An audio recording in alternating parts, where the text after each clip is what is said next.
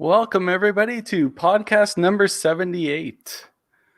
We have our regulars on here, the Wiseman twins, and DB, as you can call them, in the Christmas sweater.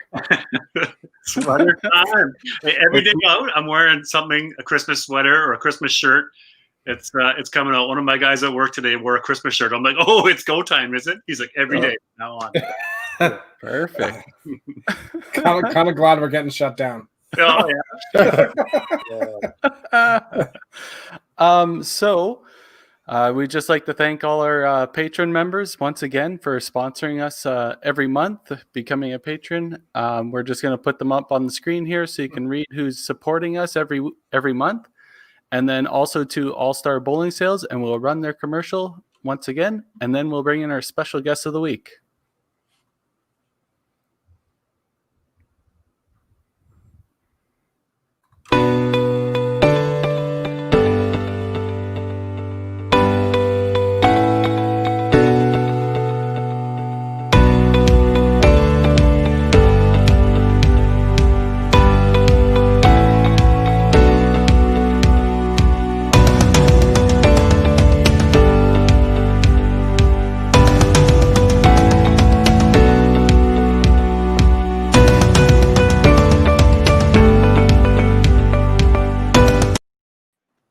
All right, our special guest is Mr. Jeff England, part of Neb's Fun World 3.0, 4.0, 5.0. What are we at now? 3.0 at this location anyways, so there you go. And the intro was good. I'm audio only, so it's the first time I've seen all the video and all that kind of stuff, so that was different. And I could actually see the Patreon members this time, so I quickly read it through, so that's good. Yeah, Tim's probably on that list. Now, how many times have we had a repeat guest on the show? Is this like Jeff's the first time, the double entry? Mitch Davies is like, what, 10 times? Yeah, we've had a select few that have been on here multiple like times. A recurring guest of some sort. Like he's a side something. I don't know, a sideshow of some sort, right? Yeah. No, that's what we call him, Sideshow Bob. Awesome. Well, thanks for coming on, Jeff. No, thanks for having me. Yeah, always appreciate it, buddy. Yeah, it's gonna be a good show. I know that you guys know each other a lot more than I do, Jeff. I'm as you guys keep chirping at me, I'm the old guy of the group, so it's I know I've heard you guys and for many years, but never had the luxury of chatting or having an interview. So I'm excited to chat with you. What's happening sort of, now today, sort of going on at Nebs here these days? Right now, well, we're in red zone for COVID, so we're limited to 10 people in the building at one time. So we are running on a lean staff. I mean, usually we employ around 100 people. We're around 15-ish right now. So we're down about 85% of our workforce. And so with only 10 people in the building, we pretty much have everyone on construction right now. Trying to do our NEBS 3.0 here. It's a big undertaking. And what we're doing is 2-3 people. When people come in, we need to help them out. We're going to go out there and service the bowling. And then when we're not busy, we're going to do some work and move forward with everything, right? Wow, that's a tough grind, but obviously lots of people in different situations. So little quick ask there. Obviously, Tim and Dex, I want to ask you guys as the owners and managers and at Sherwood Bowl, well, Scott and Wendy, but in Alberta here, just the most recent restrictions laid down that you're closing here Saturday night at midnight. So quick thoughts onto those. Dex, what's your first shutdown? Sad news. Yeah, I mean, obviously we want to be open. We want to help the people. We want to see the people. We'd love to have the league bowlers back and all that. Short term, this isn't a really terrible thing. I don't think short term. This with the province shutting us down, it gives us access to more federal subsidies. We can now get up to 90% for the rent subsidy and whatnot, and our wage subsidy will increase as well. So ultimately, with the restrictions that they've had on us already, I honestly think that we're going to probably break even from what we've been doing as a whole, but we'd rather be open to help everybody for sure. Long term, this is a struggle. Short term, it's probably equal. Long term, it's a struggle because that means another month that everything gets pushed back, and that means another month that we're not making profit in the winter. And as anybody that's in the bowling industry knows, you need to make all your profit in the winter because you don't make it in the summer. Well, especially at this point, right? Too, because it's all your Christmas parties and everything that you're going to be missing out on as well. 100%. So these are our prime opportunities to make that money, and as this goes on, we're not. So long term, that makes a bit of a struggle. We'll see how long subsidies last for and whatnot like that. But short term, I think it's almost a wash. Yeah. Writing's on the wall. As soon as they dropped our leagues and put the restrictions on us, I mean, it was bound to happen, right? So. Yeah, writing was on the wall. Yeah, thanks, Liam. Yeah. Tim, you've heard from lots of bowlers out there too. I mean, good sentiments and people, wishing you well and stuff. So that makes you feel good, but still, it's tough to take, right? Yeah, it's tough to take, but honestly, like we just don't want to work. I think a lot of people just want to work. I mean, pandemic wise or not, most people just want to work, whether it's in a safe environment or not. If they're able to, right? I mean, I don't want to sit home and do nothing. I'd rather be doing something productive for society if I can. So, Sherwood Bowl is going to be closed for a month, like the Nebs way. They're going to do a Nebs 3.0. Is there anything that Sherwood's looking at adjusting, or obviously you've got a month timeline and you've done a lot of work already, but any other projects that you might be working on? It's tough. I mean, I don't even think we've really discussed that. Yeah. At this point, we did so much work in the summer that we kind of went through all of our little projects, and we're out of little projects, and we can't really do big projects because we just don't have the funds to make big projects. Does that mean you're going to oil your lanes then? No. See what happens. Yeah, the league shut down, and Tim's like, meh. Jeff, are you still oiling your lanes regular? Yeah, regular-ish. Mondays. Oh, at least once a week. Yeah. These guys haven't touched in a month. You got to get regular play, right? You got to get regular play in order to oil them. Yeah. Oh. Let's chat quickly here. I know that lots of people listening and questions online and chatting about the 5-Pin Universe 8-game tournament. Gained big steam there, started last week, and already there's 40 people signed up. Carrie, what are we doing here? Are we continuing, or what's happening with the shutdown? Give us an update. I think that's kind of the general consensus between us all is it's still going to run. It's a countrywide tournament. It's not just Alberta only or the West only. Manitoba, unfortunately, was kind of going to be missing out on this tournament due to their red lockdown. But now that Alberta's in the same situation, the tournament's still going to run. Northern Ontario is still going to be able to play in it. Some Ontario regions will be able to play in it. BC is still able to play in it. Obviously, I think there's some small Saskatchewan towns that can still play too. So we're just going to leave it open.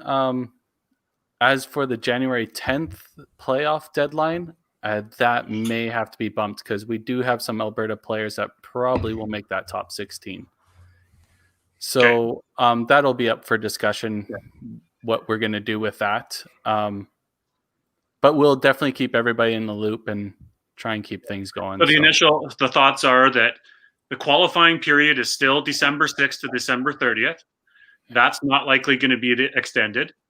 Alberta, you better get your shifts in here in the next few days by Saturday night at midnight. Book your lanes, pay your money, send it in. And if you don't, that's too bad.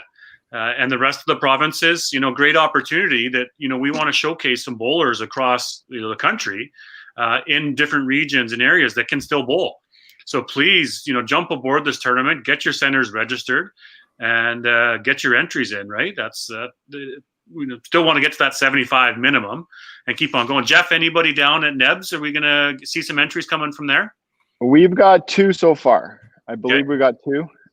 So we'll see how it goes. I got a couple other interested. I know Nathan Cooper hasn't officially registered, but he'd like to bowl as well. So probably 3 there at least. And we'll go from there. We'll start out. the problem here in Ebs, though, I mean, with 10 people, we're extremely limited on hours on which people can play. So you're doing a booking system that, Yeah, so we book. Sorry, go ahead. Yeah, no, you're pre-booking your time. So if you're limited when you want to have one person in to play. Yeah, I mean, on like a weekend, on Friday, Saturday, Sunday, we're booking out those weekends like 3-4 days in advance. So unless you're really planning what to do, you're not going to be able to come in anyway. So you have to be really aggressive, book 2 time slots in a row online, and go from there, right? Yeah. That's the best we can do right now.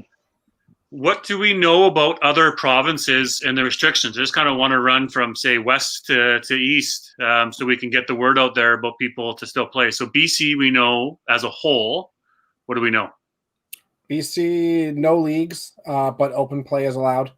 They're similar to what we are now. Okay. So, yeah, the individual stuff is not a problem. So BC as a whole is good. I think Saskatchewan just shut down, period, right? Just regions, because I do believe like Yorkton area and stuff like that, they're still able to play. Yeah, Regina. Right, okay. Yeah, it's Saskatoon. I don't Okay. think I know Lloyd is shut down. Yeah. Yeah. Manitoba's complete lockdown. Yep. Northern They're red like Alberta. Yeah. And Northern Ontario, you said, is good to go. Yeah. And then Jeff, Yeah, they're at 50 max pretty much right now. And then Jeff, you were saying earlier that in Southern Ontario, it's all based on region. So you know a couple of different regions that might have some bowling centers and some houses that people can play at? What rules? Well, pretty much if you're in Peel or Toronto region, you're in shutdown. All bowling centers are closed. Okay. There are, even in the red zone, you're limited to 10 people in the building at one time. There are a lot of centers who've decided not to open in the red. So even if you are in a red zone, the center still might not be open. And yeah, then it goes from there. And then the way it works in Ontario right now, I mean, everything with COVID changes, but every Friday is generally the announcements of if areas get into a higher category, and those changes come into effect on Monday. Right. So we'll see on Friday to see if there's any more changes, and then go by there. We pretty much live week by week. That's way better, because we get an update every day of the same annoying announcement. We get those too, but we kind of figured out where it's like Fridays is hammered. It is the right one. Yeah. Get your beer out on Fridays. Yeah, pretty much. And what about Quebec? They're shut down. Yeah. Shut down. Yeah, okay. Yeah. Any maritime provinces that PEI shut down? Nova Scotia and New Brunswick are on bases, so they're shut down. And Newfoundland is basically running as normal. Running as normal. Yeah. there's some players out in Newfoundland. That'd be good to get them to play. Ken Byrne, I think, is going to open up one of the centers he manages. So I think you're going to see a Newfoundland team in there. So PEI is complete lockdown? As of like last week, as of a couple days ago. Sorry, I just saw it posted in the PEI 5-Pin Association posted it. Yeah, wow. As of a couple days ago. Yeah. Okay. And Northwest Territories, they're okay. They're good to go. Yeah, they can't leave their territories. That's all. Hey, let's see if we can get an entry in up there. Yeah, you can get Stephen O'Brien or Johnny McKinley. Yeah, for sure. Yeah. Why hasn't Stephen done that? Let's go. Yeah. He's got his lanes up and working now, so he might as well, throw in a shift. Let's take a couple of minutes and talk about some of the bowlers that have played that shift. Some new faces and names. Dexter, you've from Prince George and Dawson Creek. Couple of players up there. That's exciting to have them playing and got some good work in there. Yeah, in all honesty, that's part of the reason why I was super excited for this. You actually get to see a bunch of players that we normally wouldn't get to see, right? I'm going to butcher the last name. Ryan, Richie, and what was Riley? Riley, yeah. Bolio. They're the owners of Dawson Creek, and they are absolutely awesome people. They have a really good following up there. You can definitely see how much passion they have for the game, and how much they give back to the sport up there. It's very similar to like Gerald and HJ's and stuff like that. Kind of a similar crowd back and forth in Grand Prairie and Dawson Creek because they're an hour apart. But these guys can play, and that center has got really, really good pinfall. Richie's got 3 400s this year already. He averaged over 275 last year, and I don't care how good your pinfall is, no matter where you are. If you average 275, you're doing something right. So, some really good shooters up there, and it's nice to see here. And I know even with their open qualifyings and stuff like that, they were looking at trying to do a remote sort of tournament that way, and they couldn't do it. But here's an opportunity for this, right? We actually get to see some of those people play. Nice. Well, yeah. What Richie had 1,000 triple there. Ryan did, yeah. Yeah. He said he wasn't very good for a while, and then he found something. He hasn't been locked in a while. We should give a minute to Mark Johnstone. Hey, Tim, you had a little chat with him at the lanes today. What happened there? Actually, a funny story. I don't know if Mark's on, so I'll just maybe keep it PG. But we had a little bit of mechanical error on the head pin, and he said after he missed the middle, I think, in the third game, first frame, he's like, I'm gonna fucking lose my shit. That's what he said. And I was like, okay. I was just like, okay, I will talk to you later, buddy. And then I came back out and I looked up. He's like 410. He's like, I just chucked this effing ball. And then I was like, okay, 10 bagger pitch. So he pulled it out of his ass, and he played really well after. So yeah, he worked out really well. He's saying something was wrong with the head pin. Yeah, the tension was off on it, and then how it was strung in the machine. So I fixed it a little bit, and all of a sudden he just went lights out. Yeah, so. See, that's the real story behind this. It's not Johnny pulled his head out of his ass. It's Sherwood Bowl fixed their lane, and then all of a sudden Johnny shot lights out. You see what happens when I'm gone for a week. The last time I heard that you guys had Jeff on, you were talking about Sherwood Bowl. Different type of Sherwood, but Sherwood Center. Yeah, the nooks and crannies and the duct tape and the holes and stuff like that. Yeah, see, look, and that one closed too, and look, this one's closing as well. So there we go. How ironic, yeah. Okay, well, there's Must be in the name. You guys are getting another shift in. Tim Dex, you're going to try to go. Tim Dex, you might not get in. Kerry, you're going to play again. I'm going to play at least one more. Yep. Yeah. He hasn't signed up yet. He hasn't signed up with the host center yet. So I'm in for Saturday morning, 11 a.m. 11 a.m. Okay. All right. Can you do a Saturday night at 10 o'clock shift?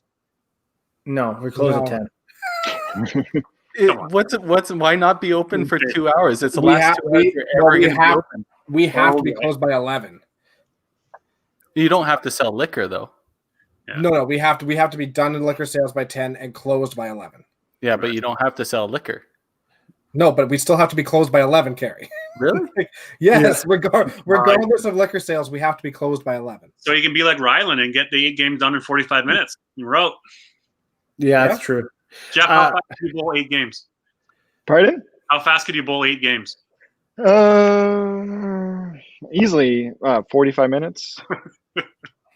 There's a challenge, I guess. Okay, but well, because I wouldn't do that very well. If I get into a groove, I mean, you can crank it out, but yeah. You just find one of those lines where you can just drop it quick and you hit the head pin and you can kind of just get it good. Yeah. Yeah. So yeah. Anyways, so Saturday I'll sign you up for 11 a.m. and then I'm playing Thursday at 7, and I'm sure I'll see Jeff's entry up on 5-Pin Universe soon. So I'm sure one of our entries, it'd be on his own time. So maybe 6 a.m. or whatever he gets to the center. Yeah, so. once I figure it out. Yeah. I might play a Bonnie Doon, I think, Friday first. Yeah. You know what? You're great at 7 games, right? So I'm not too worried about it. I know we should talk about that for 5 seconds. I had it in my mind that I wanted to shoot 22.5, right? Just because it was going to be going. It's a a month long entry, and I was shooting 22.5, and I punched the first 2 out of 3 frames. And then I just got in the head, fuck it, I'm done, right? So it's not that I threw the balls away or anything. I just I wasn't in the groove and couldn't do it. So, I'll have a couple more shots. We'll get there. Johnny threw almost the exact same score. He just had a 400 to back it up. Yeah, that's right. Yeah, exactly. So something fun. Jeff, I wanted to get into chatting a little bit more with you, obviously, and some of the history and the Nebs and how you got into bowling. But if everybody listening that's live right now, we play a game called What's My Score? Dexter's typically won at it. Tim won't even bother playing. Jeff has already thrown down the gauntlet, says that he already wins without even watching, and has it faster than us. We want to invite a few of you to play tonight along with us. So at 8 o'clock Mountain Time, so it's Edmonton time, so do your math, 10 o'clock, 7 o'clock, depending on where you're at. At 8 o'clock precisely, we want to play What's My Score? In the comment section, if you can say, I'm in, Carrie will pick a few of you that say that you're in, and Carrie will send the link to you, and we'll bring you into the back room. We'll bring you onto the podcast, and you get to play along with us in What's My Score? So we're counting on you, fans out there, to play along with us and to play. Jeff, do you have anybody that you see in the comments that should get in there? Steve Barker is already in there. Yeah, I was gonna say Barker should get in there. We just got to make sure that someone doesn't have one of those scoring apps where they're just like doing your little thing there, and then they'll just crank. They'll beat everyone if you do it that way. So we got to keep an eye on that. If they're jumping on, they got to be doing it on their phone anyways, and use a headset. I think they're safe. Yeah, I think we're safe. So what we'll do is we'll give away a shirt to the winner. So whoever wins it, we'll send you a shirt. How's that? Yes, Gary. Okay, so you have to say in the comment section, I'm in, and you want to play What's My Score at 8 o'clock. Okay, segue. Yeah, I want to learn a little bit more about you and your history. Where did things start for you in the 5-pin bowling world? Give us some background. I was born into it. I'm third or fourth generation into the business, and yeah, it's just I don't know anything different.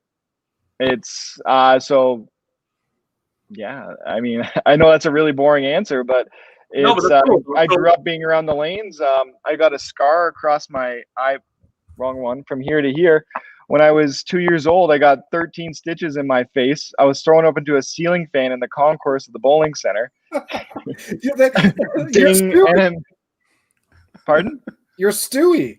Yeah, pretty much. You can't see the scar on the video, but it's a good one, right?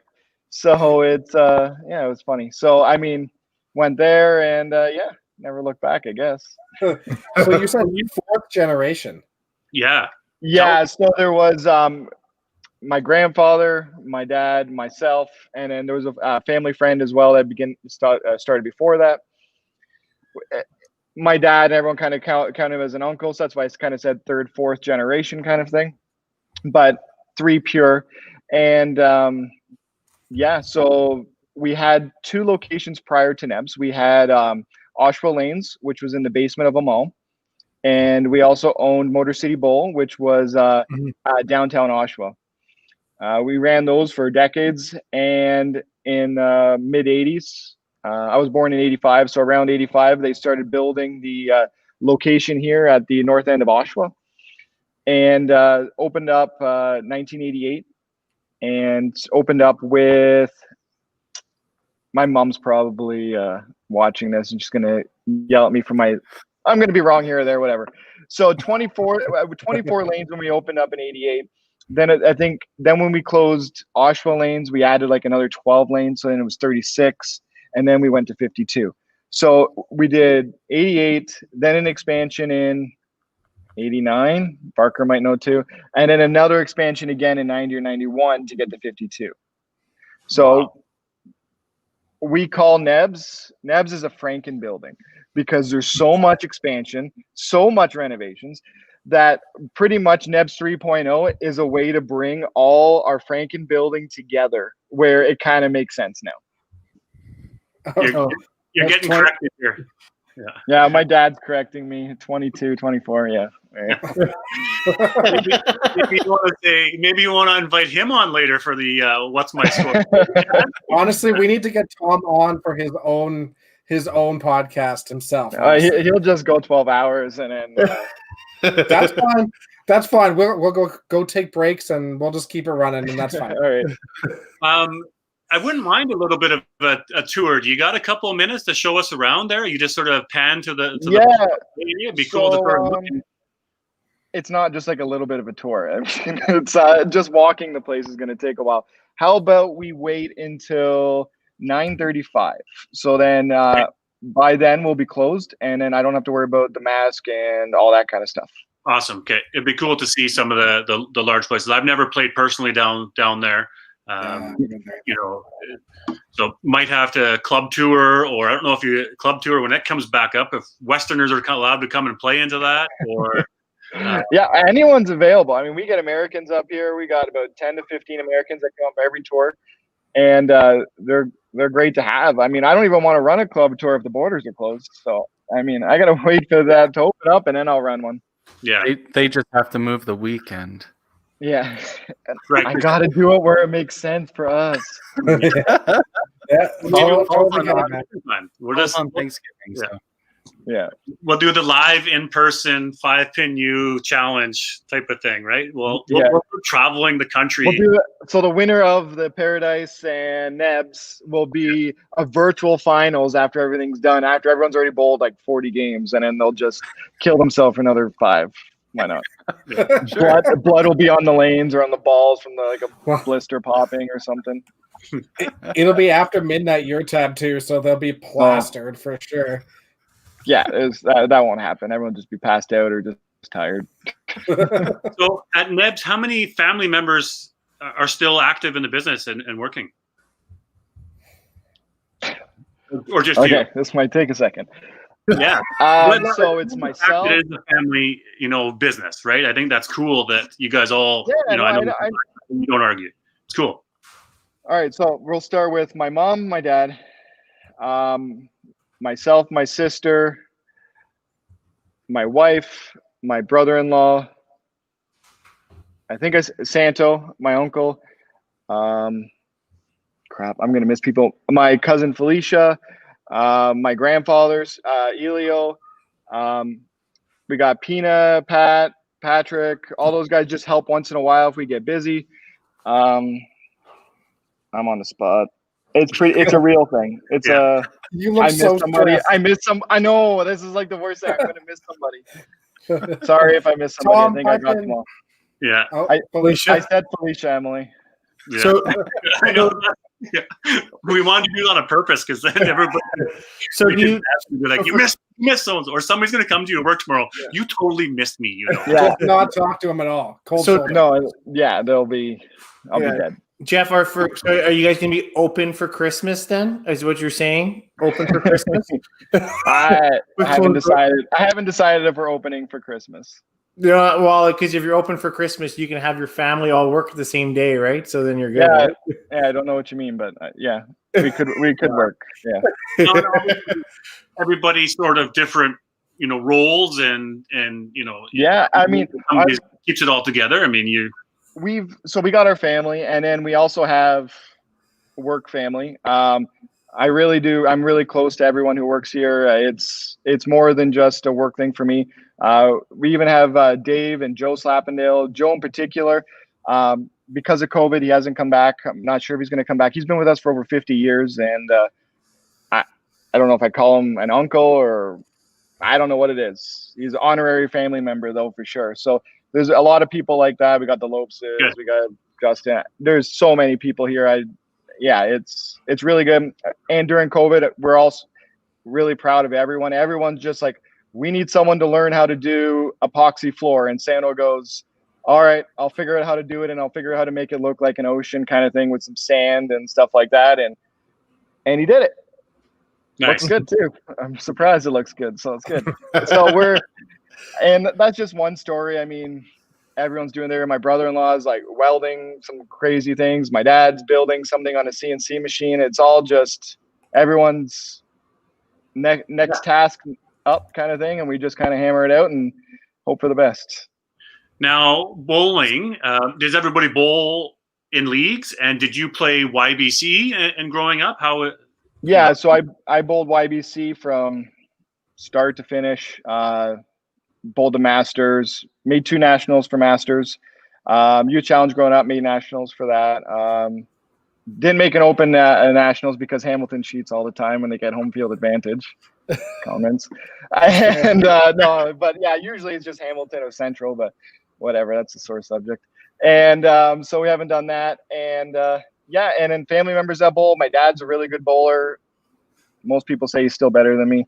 My Uncle Santo is best bowling match in bowling 5-pin history, probably.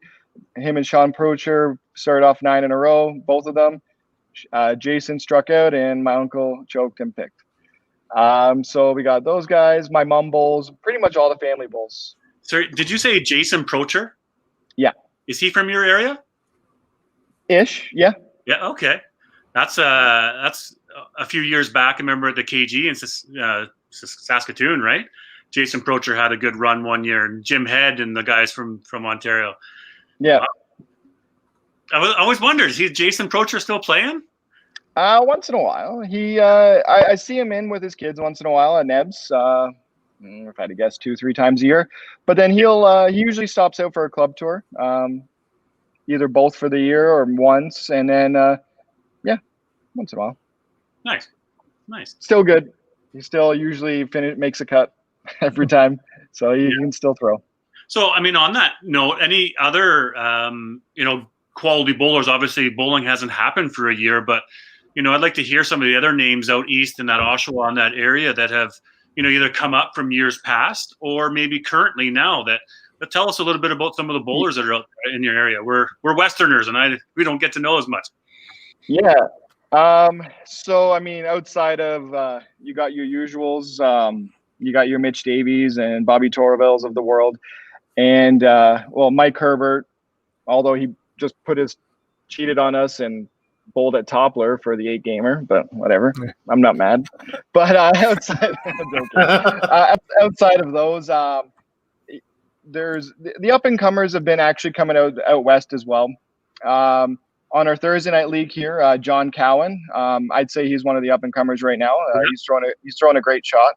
Awesome. And COVID kind of hit him right in the middle of progress coming up, so that kind of sucks for him. But top of my head, I'm just thinking of John. I'm probably insulting a lot of people. I'm sorry. Everyone who bowls a club tour is an up and comer. Boom. Cover the bases. Yeah. Obviously, no club tour right now at all, right? No, it's just not safe to. I'd love to. If tomorrow you could tell me that I could open and operate safely and have 100 people, at 50, I can't do it either. I mean, it's got to be at least 100, 150 people. It's just because I can't just open up and then not have the open play. That's just the way it works out these days, right? Unfortunately. The size and the volume you're right. You're relying on the open play a ton for sure. Yeah, I mean, if I relied on league bowling and tournament bowling to get us, we wouldn't be doing all this, right? Are you normally full leagues across the board on a, say, Monday to Friday, or do you have half that's open and half that's league? And I know you have 5-pin and 10-pin convertible there. Yeah, we have one 10-pin full out league. 10 pins usually just for open play. League bowling Mondays full first shift. Second shift is half full. This is all pre-COVID. That'll be a whole other story of my theory on all this, because that's going to be if we get to 75% of leagues after this, I'll consider that a success. So generally, Monday, Tuesdays are pretty full. Full first shift. Second shift is not so much. Wednesdays is just 1 3/4 shift. Fridays or Thursdays are first shift completely full. Second shift quarter. And Fridays, and I'm not including daytime leagues. And Fridays are full first shift, and then 1 1/4 afterwards. But open play would make more. But I'm not going. I'll mumble all that. So league bowling and Sundays, we have a full shift on our Sunday night as well. And YBC in the morning, we still have around, pre-COVID was around 200 kids on Saturday mornings. Nice. So league bowling was doing very well. We had growth every year for the last 5 years. Not huge growth. I mean, we're looking at 2 to 3% growth every year. But it was positive. We were trending in the right direction. Unfortunately, I'm going to give it all back. Yeah. What does a match play league look like at Nebs? So we have pretty much only like one or two competitive. The best competitive league is our Thursday night elite league, and right now that it's Peterson Point for COVID, and outside of that, we kind of run it kind of similar to how you'd play the Open. Obviously, no subs, but same kind of format. That's Right. cool. That's pretty much it, and we're at. We were poised for our pro league to have its best year ever, because last year we had 40, and we were getting the provincial open this year for the first time in the history here at Nebs here. And for our Thursday night league, even during COVID, we still got 32 bowlers out for it, which is amazing. Considering I think we got 8 leagues back altogether out of all those leagues I listed. I think we would have had like 50, maybe 60 bowlers if we would have really, if it was normal time. So it would have been a pretty good pro league, but maybe next year. Yeah, well, one can hope. I want to go back to the question there. Don Sim asked about the 17-inch spots. Is that a permanent thing that you play with, or do you change them up?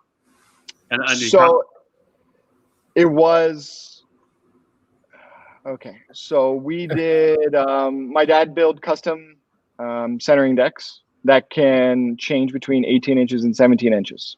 Yeah. When we put a convertible lane in, because of the 10 pins, you can't make them adjustable. You can't switch them between 17 and 18 inches. So all the convertible lanes are at a strict 17 inch. Non-convertible lanes are still able to go between 17 and 18 inches. Because we have some lanes that aren't adjustable now, we keep the house strictly at 17 inches now. Yeah. Makes sense.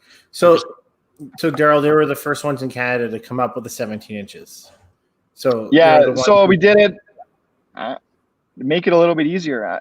To be honest, people have more fun bowling better. It's just bottom line. And the game is just a little bit too hard for. But in my opinion, I mean, people can argue, and I don't care.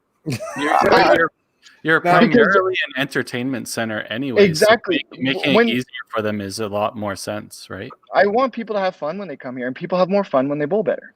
Yeah. So they're not going to have fun if they're pulling their hair out and not getting strikes. And you know what? I'd rather every game be 450 to 410 if I could. I don't care.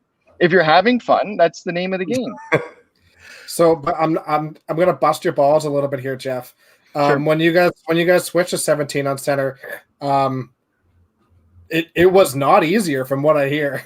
Mike Herbert shot we had a big learning curve here as to how to make scoring better.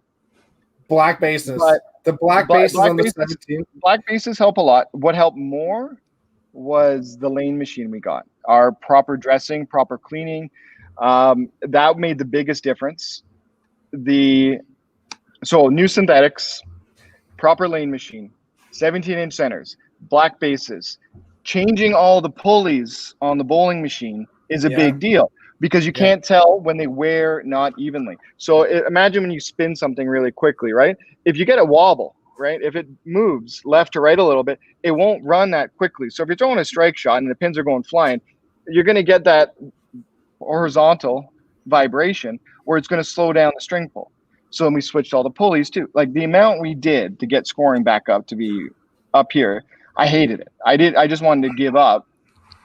So we did give up like one for a month, and then we're like, then we hear the complaints, and then I'm not sick of it. And then I go, try something else. Still not perfect, but whatever. I think it's a huge. I was actually sat on the Canadian 5-Pin Bowlers Association, that C5 board of directors, when we approved to allow both, right? And I think Winnipeg or somewhere in Manitoba would have been one of the first ones. And then I know we knew about, Tom and doing all the research, and the guys on the board down there, Dave Post, Al Hong at the time was still on the board. Very supportive of, Tom and the work that you guys did there at Nebs to enhance the game and to improve it. So, thanks. Yeah, great adjustment. So That was all my dad. My dad spearheaded all that. Yeah. I ran some statistics on it. I mean, it just boils down to one simple thing. I mean, if you bring it to where the pins are touching each other, right, and you make a V formation or maybe slightly touching, you're going to get a strike every time. Yeah. So the closer the pins together, the easier the scoring is going to be. So it's just going to work that way. What year did we approve that? Was that how many years ago? 10 years? So I did the scoring 5-6 years ago. Yeah, I'd say about 6 years ago. Okay. Anything? I mean, that was a big change in the game. Do you see anything else changing in the game going forward from a technical standpoint? 40 feet, so we could put them in smaller buildings. Yeah. There you go. Hey, it doesn't matter if you're Ken Wilson, though. Yeah. There's lots to change. Do you mean by scoring, like the game to make it easier to bowl, or do you mean like bowling as the industry? Because there's a lot of changes that you could do.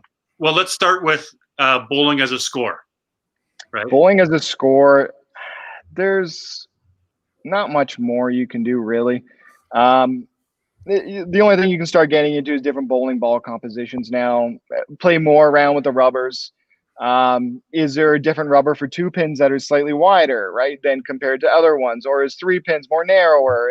You can start fine-tuning like that, but nothing's going to make the major adjustments that we've done already now with the black bases and 17 inches. In my opinion anyways, unless you went slightly bigger bowling ball. But those are all fine-tuning adjustments now at this point. You can get all those things, you look at them and you might see a 1 to 2% increase. And again, it's so hard to quantify, you're never really going to do it, right? So Ken, your realtor will tell the world. Here, guys, what's the story? Well, I mean, okay, I guess it's out. It was listed online, and honestly, I didn't realize it was his center, and I took a look at the listing, and I was like, why are these 56 feet? I was like, super confused, and then he told me why, and I was like, oh, this is your place. I am so sorry, Ken. So we're talking about scoring. They have Quebec, not from their association, but somebody from Quebec, a bowler, was pretty emphatic about wanting to change 5-pin to only to like a 10-pin style, and only do 2 balls and have different scoring and all those others. Yeah, and I just think that honestly, you look at it, just on the whole, like the price point and change of the system and change of the scoring and change of the machines, it would have been an absolute nightmare. No, how many bowling centers are still in Pro Score or frameworks? And then there's no path to upgrade. And then how are you going to get the manufacturers now to reprogram it on the fly? It just doesn't make sense. You can't change it. That, at the end of the day, that like we are one of the few sports where you get punished for doing what you're supposed to, and that's hit the middle. And at the end of the day, this is just punishing you further for punching. You know, you can miss all day, and that's fine, but it's punishing you further by punching now. Like, so what with all their 3-ball bowling sets. Yeah, exactly. Candle pin. Johnstone will really only need 2 balls on the rack. Yeah. So I mean, is it to speed up the game? Is that the? Yeah, I think his thing was like, who wants to be there for 2 hours? We can get it done within an hour. All right, okay. Well, how about this? How about you make your bowling machines better, where your ball returns are faster? Or how about you make it so that when you have to make a score correction, the pins go up properly and things like that? You'll make all those savings more so than just that. So people don't know this, but I don't. I hear there's a rumor that that Nebs doesn't get tangles. We get tangles, just not too much, not too many. And you get upset when you do get a tangle. Well, then I gotta go behind the lanes and fix it. we installed the nagware where if it gets a tangle, this stupid machine doesn't stop talking. So they just go, lane 21's broken, lane 21's tangled, lane 21's tangled, and it just won't stop until you fix it. So everyone has to fix it because it drives them up the wall. That's a good comment there. Tom England says, if you want super high scores and save room, make the lanes 40 inches wide, not 42 inches wide, and tighten up the pins, even more. But where does it end? You're right. Where does it end? And, obviously we've made a massive adjustment here going from 18 to 17, and it's an option that the centers can do. It still costs money, but it's an adjustment that you can do. You're right, Yes. though. Where does it end, and how far do we want to go, and does it need to be changed? I think that's maybe some assessment too, if it needs to be, or no, Right.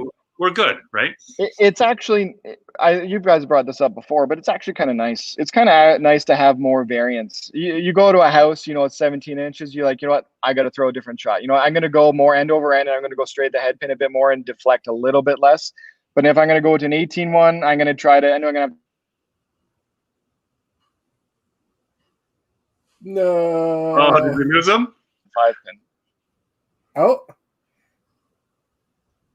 Yeah. Oh, I froze, or who froze? I don't know who froze. Yeah, you froze. Oh, welcome back. You're good. You're good All right, now. I'm back. Yeah, good. I think that'd be super neat too, kind of going into different centers and having to play different shots. It's part of the reason why I like the game so much too, is there's a few of us that really like to try to find those adjustments and find the shot that works in the center and whatnot. I think that's definitely more for the elite level side of the game. Yeah. Don Sim saying this Ontario scoring system at one point was 4-2, 1-3-5s, and the bowlers didn't throw a third ball. Wow. Don Sim, I think that we need to get you on a podcast one day, and you have an absolute wealth of knowledge from your time in Lane. So I've tried. I've called Don. Don needs to come on. Yes. Don, we need to get you on. That would be a fabulous show to have you on. So let's set it up. Anyways. Are we going for the tour? I was just moving Parker down. I just ran all the Wi-Fi this week, so I have a dead spot. Let's have a little update. Who's in on our What's My Score competition in 10 minutes? We got some players, Tim? Right now we just got one. Oh. We got two. We got one. We need a couple players for the What's My Score. What we do in What's My Score, folks, is basically we're going to give you a scenario of 8th, 9th, and 10th frame and say, so it'd be strike, strike, strike. What if you bang out all 8, 9, 10? What's your score? Yeah. Right. And the first person to 3 will win a T-shirt. So do we have the frames 1 through 7 too, or 1 through 8? No, we don't. So basically, all we're doing is a 3-frame score. 8, 9, 10. So what's my score? Yeah. So Jeff, we should get Tom on though. I think Tom would beat you though in a heartbeat. No, he wouldn't. I do this all the time. He couldn't beat me. So if Tom wants to come on, we would love to have Tom on. So we do need to be set up with the camera, and we'll get it going. So yeah, I think him and my mom are watching. Okay, Lenny's and Seth is in. Lenny's in. Yeah. Okay. Oh god. You haven't medicated yet tonight, Lenny? Yeah. Here's my next little throw up. Please, everybody who's listening on here, do you follow Universe on YouTube? If you can open up another window in your browser, go to YouTube and go to 5Pin Universe and be a subscriber. Right. While you're at it, go ahead and add on WCBT as well. But most importantly, we'd love to get more followers on 5Pin Universe on YouTube. So go check out the channel, lots of videos on there. The more subscribers we get, the better things we can do. So, sorry, I'm coming right back. I just had to. Taking us for I a had to get a ride. charger. Last I checked, we were at 87 subscribers on 5Pin U. So by the end of the show, let's see if we can get to 100. By end of the weeks, how far can we get? Hey, we're in lockdown. How many can we get to? 1,000 by Christmas? Yeah, let's do it. Those are rookie numbers. We got to pump those numbers up. Let's go. Yeah.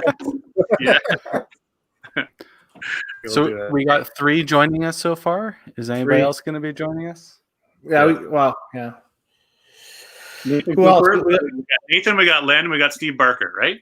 Yep. Steve Barker's coming on. Yes. Perfect. Cooper says you'll play if you got room. Who's that? Yeah. Sorry. I see Cooper said I'm in. If he's Yeah. Cooper's in. Yeah. So, Jeff, I want to ask you. We've still got a few some minutes here before we get to the what's my score. But any advice out there to centers? Survival techniques or things. I mean, obviously, you guys are limited to 10 people right now. But what are some of the key points that you've learned in the bowling industry that some of the centers could be doing? Any advice out there for centers? I only got 8 minutes though. Well, I'll go. Let's just get started. We'll come back to this after. All right. So I think there's lots of people that would like to learn a lot more about Neb's Fun World, Jeff, Tom, and the whole family. So just give us. Let me just go. I mean, I'll give a quick overview. Everyone knows that COVID's accelerated all trends across all industries across the entire world. So anything that was happening in 6 months, things that were taking 5-10 years are happening in like 6 months to 2 years now, right? Crazy acceleration. Now, during COVID now, most businesses outside, including bowling and other industries too, have to do 3 main things. Those things are increase your efficiencies. Your second one is increase your automation. And your third one is increase your online stuff. Those are the 3 critical spots that all businesses need to improve on during COVID. Your efficiencies for a bowling center would be things like tangle time, right? We're talking about that earlier, or things like that where how are you going to lower your overall monthly costs, right? Are you going to upgrade to LED lighting? Are you going to do this, do that? You're going to knock down your monthly costs, save $1,000 somewhere, right? Find out how you're going to do that. That's really big to do during COVID. Another thing is the automation aspect of it is maybe automatic bumpers. I mean, I know it sounds stupid, but I'm sure Tim and Dex would tell you there, if the bumpers could go up without you having to run out to the lane, you know how much, like on a busy Saturday, it's especially when Tim has to do it. Yeah, it adds up. Add up 5 minutes over the course of a year. I mean, it really starts to add up. I know it's crazy, stupid, expensive, that one, but that's just one example of like an automation a bowling center can do. You got to think about more of these things. You got to learn ways to be more profitable and things like that. And then the online isn't just doing online bookings. Online bookings for me is the pinnacle of your online. That is how you complete the transaction at the end. But if you don't have your website, if you don't have a mobile website right now and you own a bowling center, there's no excuse for you not to go to any online learning thing right now, learn it yourself, get to some Wix website builder or something like that and do it, because you're just going to fall. You're going to fall behind. And that's what's really hurting the industry, is this kind of stuff not happening. If you don't have a Facebook, Instagram, social media channels, then you integrate those 2 things together. You have to build all this together. Your league forms need to be on your website so people can register there. After you do all that foundation, that's when you start to do online bookings. So that's what I mean by like online booking is the last thing, because if you don't get, so your website is your pamphlet for your business. So what people are used to seeing. Instagram, Facebook, and those social media channels is a way, an opportunity for people to see your pamphlet. So you got to do all this stuff properly to get the business. And this is what you have to do during COVID, because we have to make up for a year's loss of revenue, right? So it's going to take a while, but if you're not planning to be up 15% from the year that you were closed before COVID, you're in trouble, because with inflation things and everything coming, you have to be planning for this now. So that was my quick little wake up call. That's only 5 minutes. You got more time. Yeah. So I mean, that's the main point I wanted to drill home though, is I think the online is very key. I think that's you talked about that, is having a website. There are lots of centers that maybe don't even have a website, or it's not up to. And it's 2020. Someone's gonna get mad and yell at me, and I don't care. So there's bowling centers without even an email. Yeah, email. So actually, Jeff. Sorry, go ahead, Jeff. No. What are you gonna say? I'll tell you epitome of this story, and this is how 5-pin bowling is out there, and I completely agree with you, Jeff. So last night, I had had, because everything going on, I only had a few people in the center, right? Yep. And I had 2 people that came in, and they're 2 public play people, and on our monitors down below, and on our top we have our WCBT mixer videos, right? Because we thought, you know what, right now one of the things we can do during our downtime is put sponsorship stuff and advertisements on our. But right now we have our mixer stuff, and we had a couple casual bowlers who just joined a couple leagues over the last year because just from our mixer videos, getting excited about it, and they went online and they were trying to find 5-pin bowling stuff, and there's nothing. Right? They said they can't find videos, they can't find any information, they can't find anything at all, right? And they said, I follow your podcast, and I follow the tour stuff, right? But you try to find information on 5-pin bowling. There's very little stuff on centers. Centers don't have a lot of website stuff. There's little stuff like that there's nothing going on, and it's funny you say that because it drills in right now what you're talking about, right? Yeah, it's crazy, right? If I see any business online that doesn't have a website or Facebook, I immediately don't think it's real. Yeah, and then how much do you respect the business? And I don't know how Sherwood Bowl is, and I'm sorry if I'm insulting you. If you go to Sherwood, if you're going to send Sherwood Bowl an email, it should say tim@sherwoodbowl.com. It shouldn't say tim@hotmail.com or sherwoodlanes@hotmail.com. Pay the $20 a year or whatever it is and get the proper email, man. How can you complete a corporate party package when you have a Hotmail email address? Yeah. It's stupid. Insider tip, you can go to rebel.com, and that's where you can buy domain names. I probably own 20 different domain names for all the company stores that I have. So I think this is a great topic, Jeff. I want to come back to this after. I know we're going to get ready to start playing some fun games here. The online, the Facebook, lots of resources, lots of people out there willing to help and to take 5 minutes and say, like, these are the things you need. So we want to share this to proprietors, to associations, and to people out there that can play it. So good conversation. I'm looking forward to chatting more. Carrie, how are we doing on our guests? We're ready. They're ready in the back room here. Let's bring in our contestants. Alrighty. They're all bald. That is fair. They are. In rural Alberta, we hope Carrie's internet isn't going to fail us. Okay. First, we have Mr. Steve Barker. Yes. Welcome to the show. Yes. Next, we got Mr. Nathan Cooper. Hey, guys. Hey, man. Hey. About the glow. I didn't buff intentionally. No worries. And we have the legend, Mr. Len Anseth, but he's going on as Arthur Vanderlei. The stretched out collar, no. So I'm going to back out of this and let you guys play since I'm giving away the shirt here. Good luck, everyone, and don't let Jeff beat you too bad. Oh, too much pressure. I'm going to choke. Nathan, you were getting chirped earlier about your shift, so sounds like you need to sign up for a shift for the 8-gamer. Get that out of the way. Well, I'm going to. I got to throw some more balls first before I make that commitment. Well, 7 games doesn't quite get you there. So You shot on Twitter. You shot 2 300s. I saw. So what's the issue? Yeah, it also doesn't show my 2 games under $1.80. Yeah. Johnstone did that today and followed it up with a 400. That's whatever. The 2 Cowans just signed up for the 8-gamer on Friday, so I just got a text. When I get a booking, it says "fuck yeah." Ryan Cowan just booked. Yeah. Well, I can't show it. I can't get my wrist up right. Oh no, it's the wrong one. You're over there, Lenny, you all ready to go? Everything's settling in good for you? I love it. Let's play. Okay.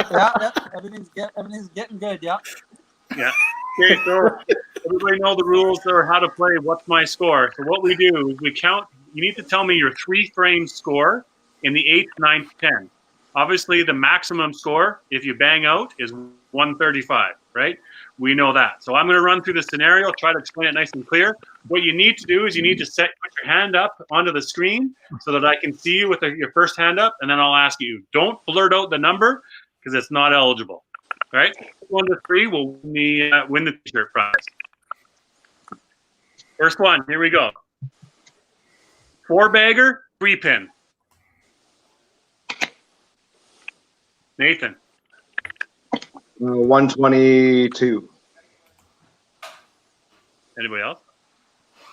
123. Oh. There you go. Jeff got it. Yeah, -1 for Nathan, and Jeff has +1. Wouldn't 122 be a 2-pin? Yep. Yeah. Yeah. Okay, next one. Head pin, but we cleaned it up for a 15 count. Strike, left corner spare, split. Jeff. 68. Nice work. Jeff's got 2. This game's going to be over quick. Can you mind just... Gary, can we put Jeff on mute for a minute? Okay, next one. Strike.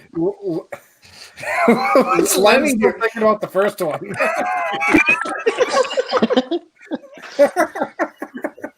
Okay. Strike, punch, cherry.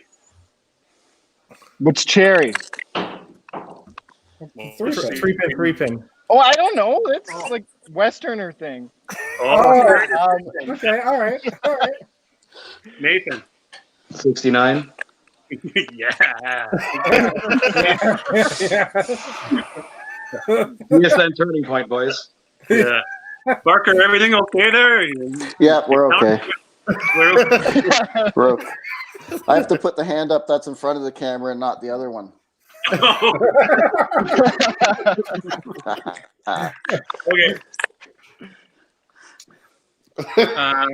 Let's go. Chop off, miss, 2 count. Chop off, miss, 3. Chop off, spare, chop. Steve. 50. Yeah, you got it right. That was the first time I mine. know. No, sorry, the judge was looking at the bottom of the screen. Sorry. Okay, next up. We have split, which this is in, homage to last week's conversation about all the easy splits out there that we could spare, right? So split, spare, split, spare, split, spare, split. Say that one 5 times fast. If you get it, you have to say it 5 times fast.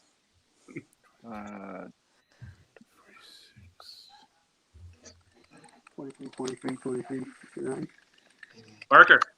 69. Yeah, you betcha. Absolutely. Nathan, how did you miss that one? Yep. Okay. Sorry, guys.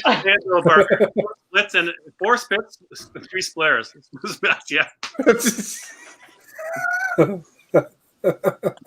Okay. Len, you still breathing, buddy? Yeah. I think there's a time delay. Yeah. Okay. In your head, yes. Okay, next one. Left corner, miss, 2 count. Left corner, spare. Left corner, miss, 2 count.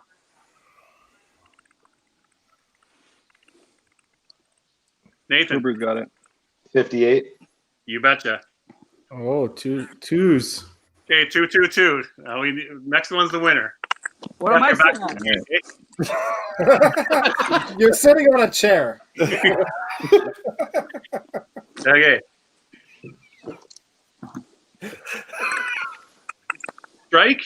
Strike, split, spare, deuce.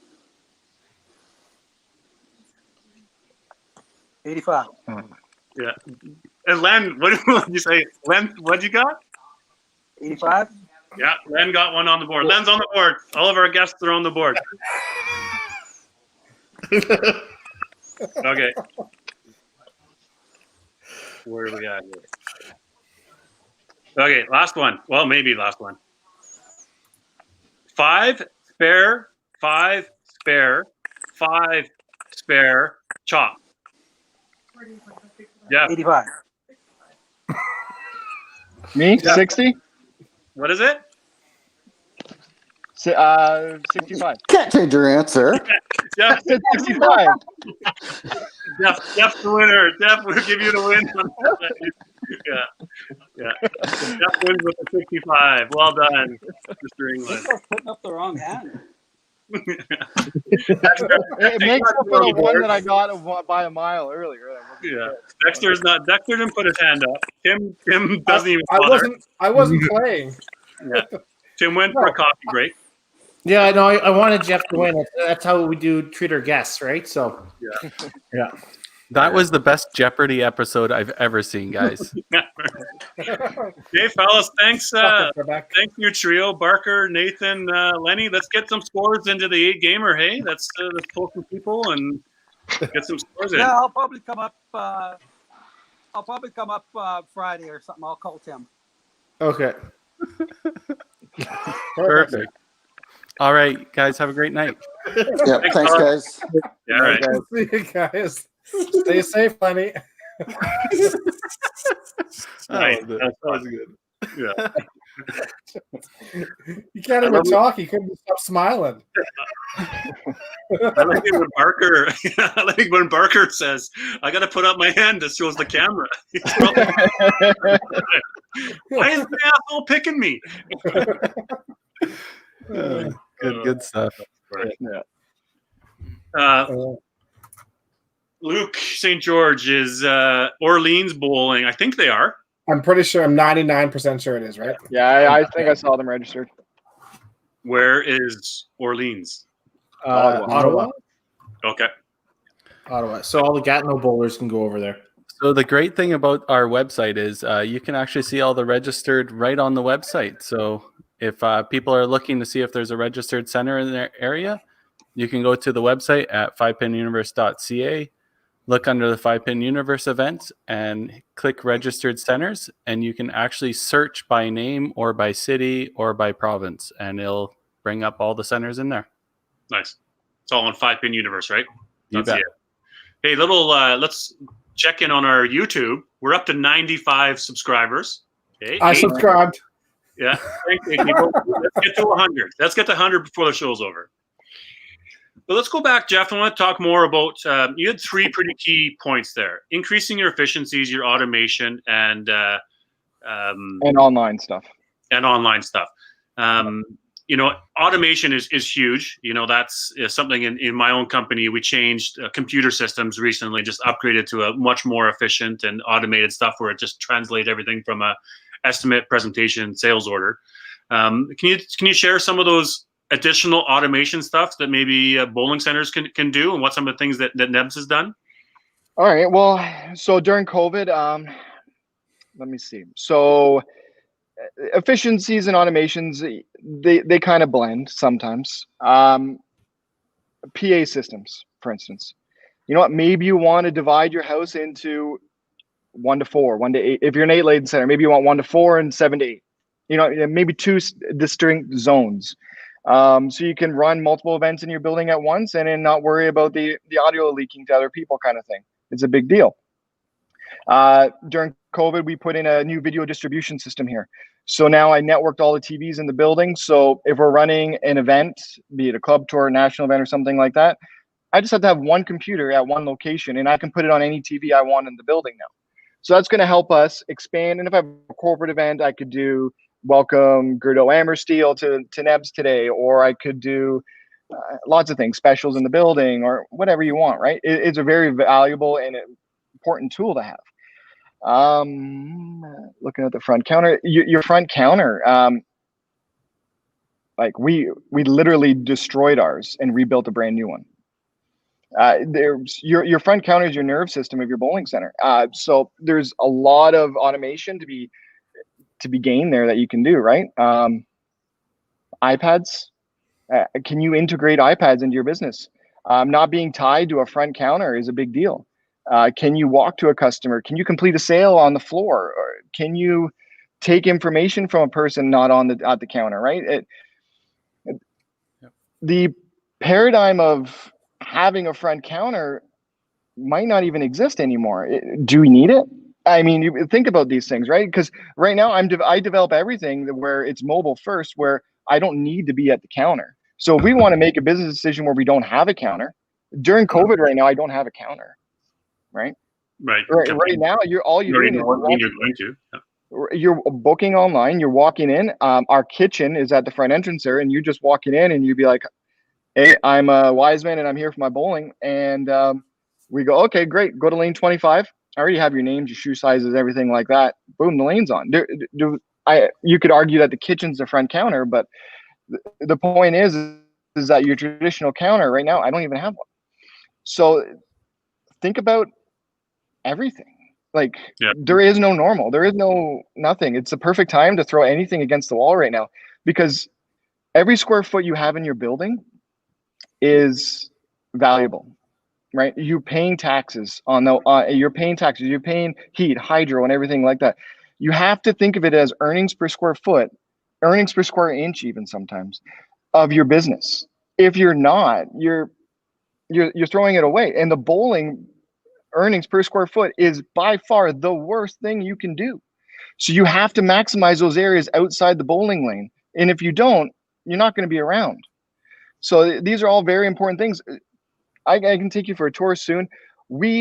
All our storage for Nebs is over top of the bowling lanes, not behind it, on top. Wow. Yeah, Because that's all brilliant. the storage in your traditional bowling center, your storage is by your counter, behind your counter, and things like that. You know what we did?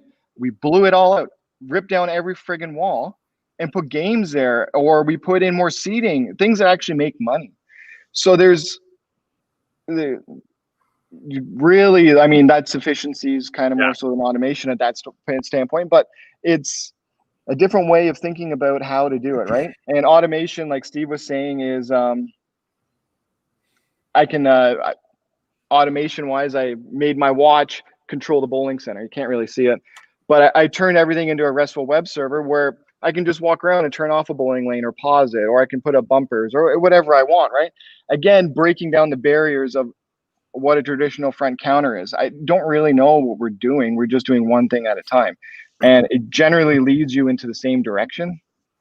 So in all fairness, you know, your technical savvy and ability with computers and programming might be, you know, way beyond some of the other proprietors.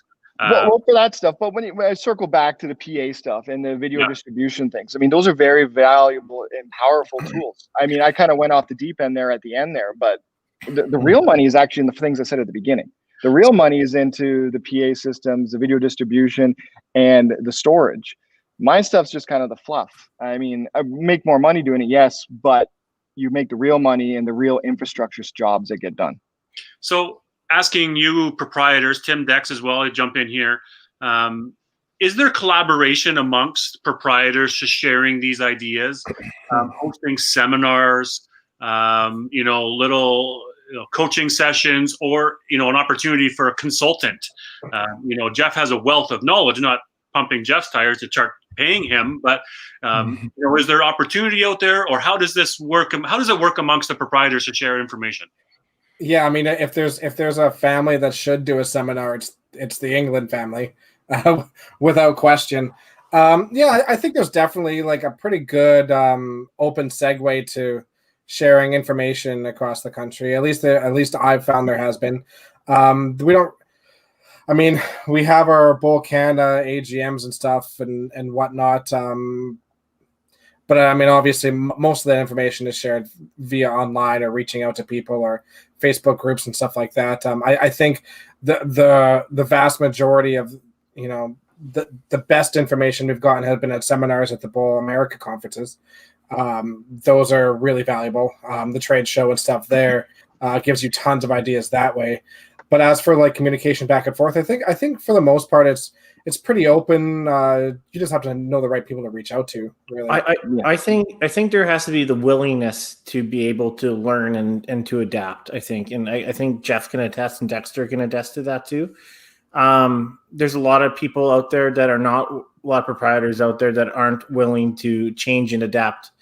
And prime example is during this COVID shutdown.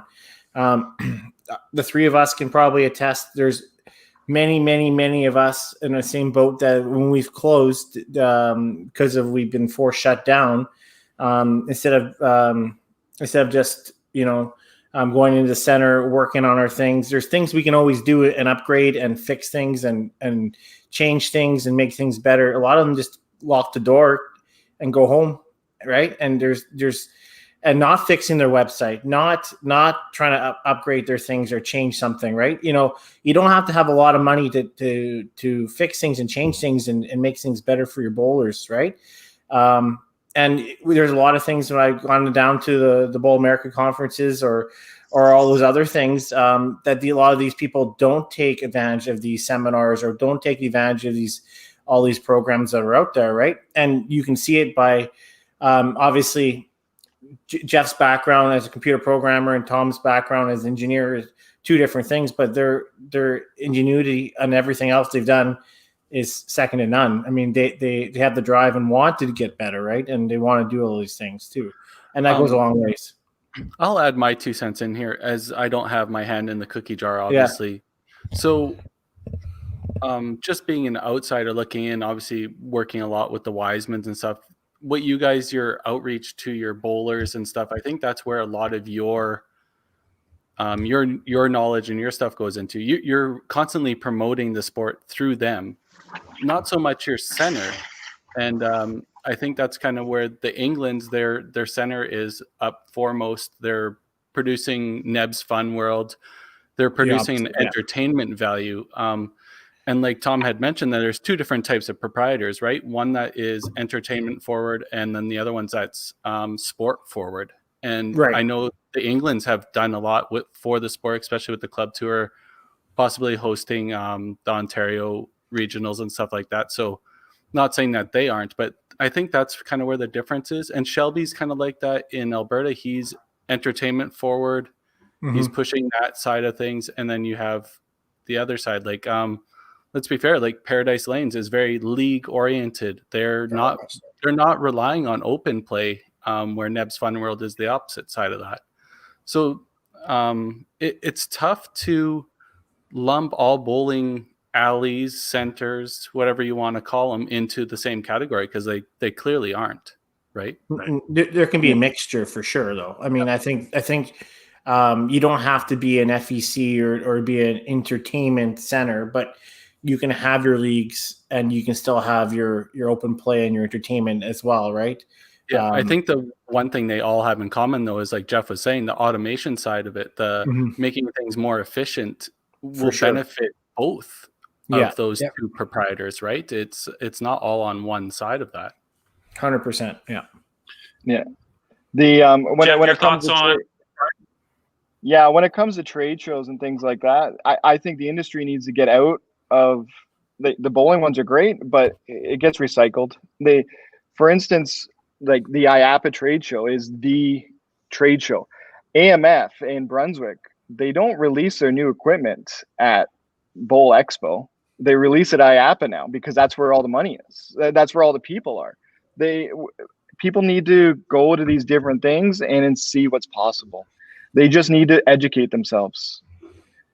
And my dad says you can be both. Yes, we can. I think we're the largest league house in Canada. We have 2,000 league bowlers here at Nebs. So I think from a league standpoint, you can be both. And I think we run probably the most amount of tournaments in Canada as well. It's hard. It's hard. League bowling and tournament bowling are a lot harder than it is open play. I mean, that's why when you start transitioning between the two, you start leaning more towards entertainment because it's easier. And you don't deal with the same customer 30 times a year. You love them. I mean, I love it when Cooper comes every time, or Barker and those guys, right? But it's tough. You got to entertain. That's the most important thing. You guys mentioned league bowlers and entertainment bowlers. It's the same thing. When you're a league bowler, you're supposed to entertain those league bowlers for 30 nights of the year. It's hard to entertain one person 30 times a year. It's a lot easier to entertain someone once or twice a year. So that's why people start when they're doing the switch. They just go to the entertainment side. Yeah, I think there's a difference too. Like some of your league bowlers are there just for fun, but the competitive side, those are the people that fell in love with the sport. They're going to be there bowling in a house that, let's be fair, can be dirty as the back alley, but they're still going to show up to play the sport. And then you're going to have the people that want to be there to have the fun, to and that's the larger population by far. And Yeah. that's why you see a lot of centers, they're not going to spend all their effort on those competitive players because they're going to show up anyways. I hate to be that guy, but I've seen it in centers, and I don't know. I see it. League bowling, though, unfortunately, is influenced by other league bowlers in the league. As a proprietor, you can't control the other bowlers, and it sucks. It sucks because all you need is one jackass to ruin it for a bunch of people, and then all that league's toast or hobbled for like 2 to 3 years, and it sucks. It sucks not having control over that, but that's what you got to live and die by when it comes to league bowling. Jeff, any tips, or how do you new customer acquisition for your open play? Are we talking flyers to all of the residents, or into the school kids, or share a little bit about how you would gain new customers to come and play? Well, I kind of explained it earlier. The whole plan of how to do it online, start building all that up. You know what I mean? You need a real infrastructure of online stuff. You need, like I said, the website. Then you need the social media that funnel into it. Then you need your forms on your website. Then your database on the website. Then you got your in-house stuff. And then combining them together so that you have a real sales funnel kind of thing to get these people in. These are the kind of things that how you drive it. And then I do targeting ads for certain demographics that you want to go. Right. So, I mean, if I want to go after fill my senior bowlers, right, I'm not going to run league bowling and just hit everyone. I'm going to try and target senior bowling for people aged whatever. I don't want to insult anyone. So 65 plus, right? So I'm going to do 65 plus, and I'm going to target areas maybe on a map where there's senior retirement homes, or or maybe I'll know certain communities are more. There's a lot of things you can do. And the more you can target it, the cheaper your ad dollars are going to go too. I can appreciate that, the site targeting and the ads and stuff. But if you're 65 and older, are you online? Or they're the cheapest way. The cheapest for people to get are the seniors, because no one wants to advertise them because they don't have as much disposable income. So really, they're the cheapest way to get bowlers is through advertising the senior bowlers. Okay. I'm just talking frankly. I mean, again, I think that's appreciated. But instead of thinking, print a whole bunch of flyers and go around to a neighborhood and hand them out in mailboxes. You'd be surprised the amount of seniors that are on Facebook. It is crazy. It is their main source of communication now, especially during the pandemic. It's great. Yeah, we notice a lot with our seniors now, like they follow along with our Facebook since we started going more digital, especially with emails and stuff like that. They follow along because their grandkids are on there. They want to know what their grandkids are doing and all the other stuff, Daryl. So it's been big. Yeah, but you guys, honestly, you guys are the big family entertainment center out there. There's not a lot out there, right? You guys out in Oshawa, right? So. Palladium just opened up in Whitby. I know you have that. I know you have that little thing with that 10-pin center. No, we don't like to talk about, right? Yeah, so they're fine. They're fine. They're just is what it is. I mean, it's a 10-pin center. How many towns really have a 52-lane bowling center and a 48-lane bowling center? It's crazy. It's crazy that a city with a population, even what are we, like 160,000 in Oshawa? We've actually, the two centers together have built a bowling culture in Oshawa, which is really unique. So I don't dislike them. We work together to build a bowling culture in Oshawa, but whatever. I thoroughly I like winning. So I mean, I follow Leisure Lanes just for the good old times. Sometimes, once in a while, I do enjoy it. Yes, they got a couple memes or something that are funny once in a while. So yeah. Well, I'm looking forward to learning more about other bowling centers, and I know Luke mentioned earlier about Bullseye up in Montreal, and stuff. So the show will allow us to get the best way. Yeah, the best way to give back to the sport is for these centers to become more profitable, where they can afford to give back to the sport, and that's what we need. If someone wants to give back to the sport, but then they're also relying on this tournament to make rent or something like that, I mean, it's so hard. They need it, and I'm thankful that they're doing it and they're helping the sport. But we need to be in a position where you know what I mean? It's insulting and stuff like that, but That's how you thrive. That's how a sport grows, though. You know what I mean? We gotta do these things. It's really hard. It takes years and years and years. It's not a quick fix. That's exactly what this podcast is for, though, is these conversations. Not everybody's going to like the conversation, but it's insight into what people are thinking. And like, Jeff, you're super unique. Have a big entertainment center that also has a bowling center inside of it. And then we have as a small center like Robert come on with Heartland Bowl in Stettler, Alberta, that has 4,000 people in it, right? Like, yeah, it's such a drastic different look at it, and none of it is wrong. So I hope people take the good out of it and don't look at it as people being negative or anything like that. This is all to grow the sport, grow 5-pin bowling, and hopefully all these proprietors grow their business, right? Yeah. I can take you guys on a tour shortly. I don't want to. I'm sure people want to see that, and I just want to say one thing when it comes to. So one good way to look at a big center like Neb's compared to Heartland Bowl, like you're bringing up there, is thinking about what your earnings is per customer, right? So let's break it down to the single smallest item is your earnings per customer. Every bowling center needs to figure out what their earnings per customer is and how they're going to increase it. What are you going to do, right? During COVID right now, you shouldn't be charging $4 a game, $5 a game and let them come in. You shouldn't be charging by a game. You should be charging by the experience right now, right? My experience to come to Neb's Fun World right now is $20 a person for an hour and a half stay where you get bowling for an hour and a $10 game card, right? That is my COVID experience right now. So bowling centers need to think of it a bit differently and not just think of it by charging by game or by the hour anymore. How are you going to experience Sherwood Bowl? How are you going to experience Heartland Bowl? And how are we going to get the earnings per customer up enough to start growing your business? Yep. Really? No, it's awesome. I hope that there's, lots of proprietors that can even listen to this podcast.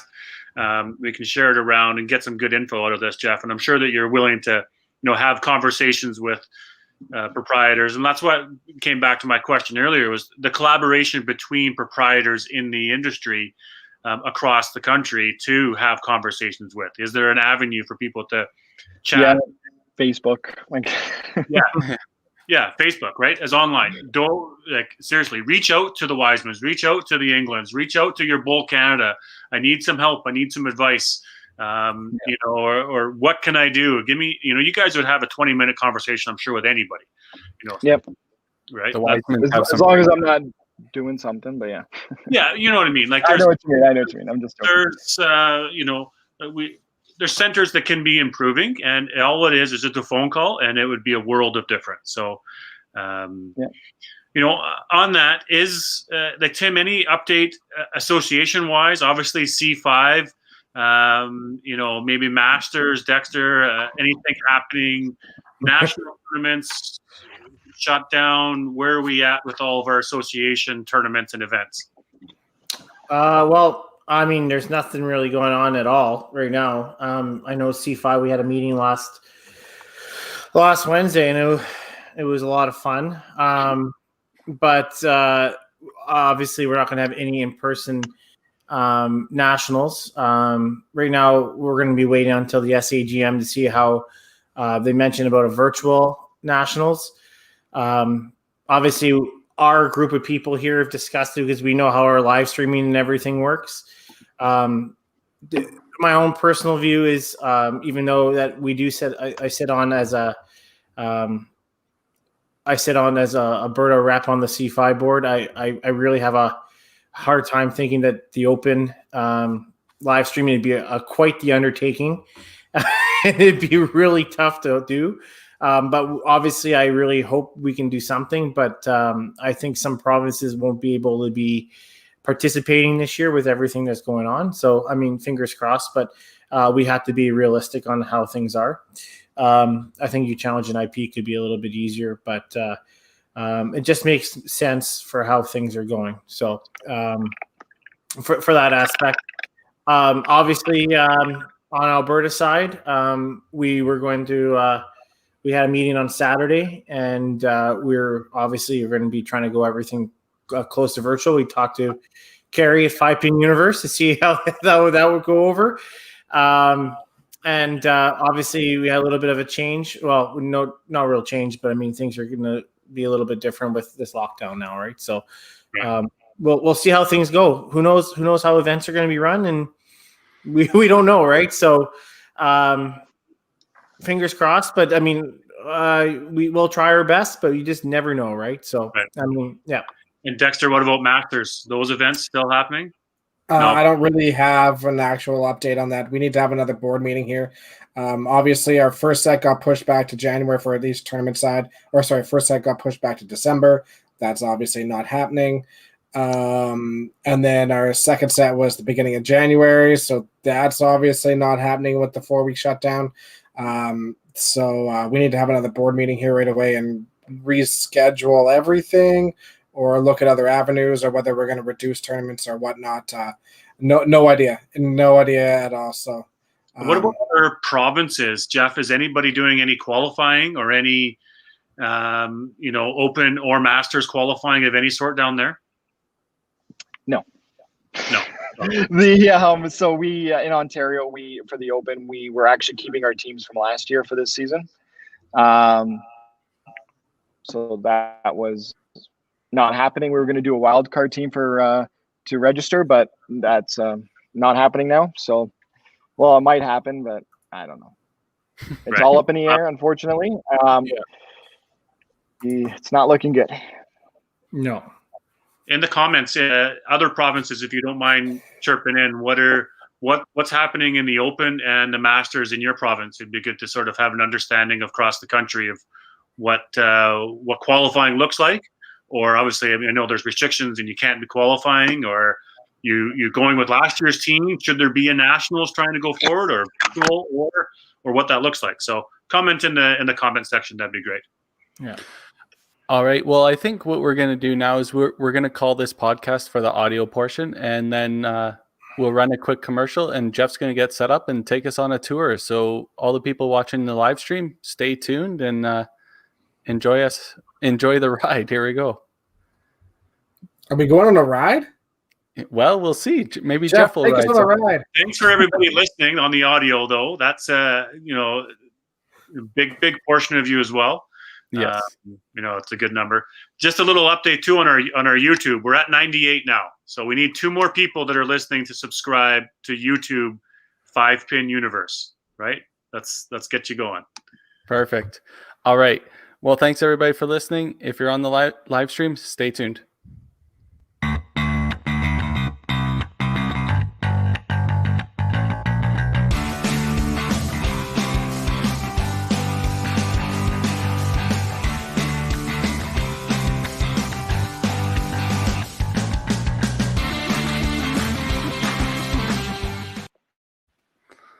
All right, Jeff, is your iPhone working?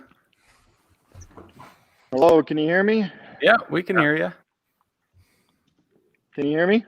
Yep. Can you hear us? All right. So your Wi-Fi job might not have been the greatest. All right. Someone say something. See if it works. Hello. We can hear you, Jeff. You can hear me? All right, I can hear you now. Okay.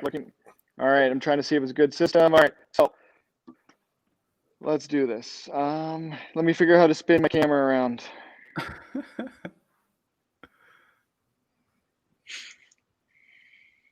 I like getting feedback from other provinces. I don't know computer stuff. You need to hire an IT guy. Do we know how to spin the camera around on this? You may not be able to in to spin the StreamYard. camera. Yeah, I don't think so. It'll just be harder. I can still do it. Camera. Oh, figured it out. If there's anybody to figure it out, it's Jeff. Yes. That. All right, let's All right, take if it this starts poll. getting choppy, I'll switch to cellular, and then I'll just apologize to my mom later for wasting the data. All right.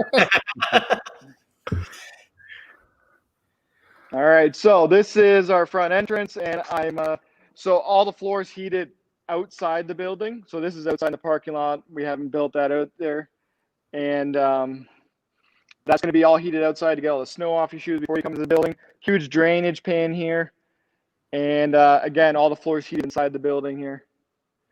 Wow, you're Walk really doing forward, fine. and Holy. yeah, so I mean that's right there. We got a drop tower over there. We got our Himalaya ride. Bowling's to the right. Here's all the wickets we're doing for our new front counter. Wow. So there's 4 there. It wraps around to the front of the build, the front here. So we got It- 2 it's there. Beautiful. And nobody's seen this, right, Jeff? Oh my God! Everyone laughed, so they turned the lights off on me. Gotta go. I love those like the wickets there. That's a unique feature. Take us to the Yeah, smile my room. dad, custom. Are those my all dad games custom on the built wall? all those. Yeah, Like this racing is, games, an arcade we have room. Yeah, we got Mario Kart, just like Sherwood Bowl. Wow, Nice. that's a huge games room. Okay, so, yeah. All right, so I got one light on here. Are they redemption I tickets? just Hopefully he has his all the mask on. tickets go onto the game card, so there's no more tickets or anything like that. It's all digital. Okay. So, well, to turn all the lights, I go to any iPad and I can just hit all lights on, and I can also create. I'll do my Christmas light package right now. Oh my All right, God. And we're good. Let's go back there. You've programmed all this yourself and your family. Oh my God, I'm mind blown right now. Yeah, so that's all from scratch built. I didn't turn on those lights, but whatever, good enough. This is like bowling alley So if you porno. look to the left here, so here's the bowling lanes right here. I'm sure you've seen it. This is our COVID seating arrangement, our set T set. So we got a tall table at the back here. We put 3 of the chairs like this, table, and a round set there with the ball return. We didn't do the back-to-backs because for COVID, I mean, if people sat on the back, right, they're back-to-back 6 feet. So we just eliminated that problem and rearranged 52 lanes that way. That's great. So there's also a curtain there to break it up.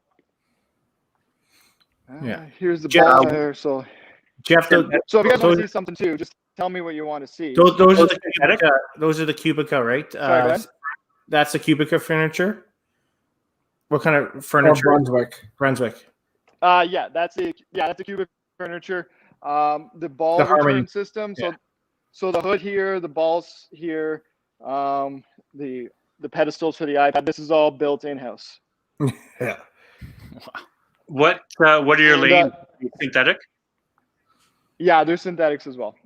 This is a second set of synthetics here. These are our synthetic overlays. There's actually another synthetic system underneath it. Brunswick 2000s below it, and on top are I can't remember if they're AMF or Brunswick now. Whatever. So this is so lane I think they're 21. So you AMF can 'cause they see don't that have the distance to the pins. Yeah. Yeah, so Yeah. we can go up the couple steps here. So I'm on top Now, of a why is bowling lane that? right now. So if you were bowling here, I could literally just stand on top of here. Pardon? Now, why is it that you have the? So we've built storage on the entire. Oh, dear. Why is yeah. that? Yeah, I was asking why are So they? this that- is 1 to 52 storage.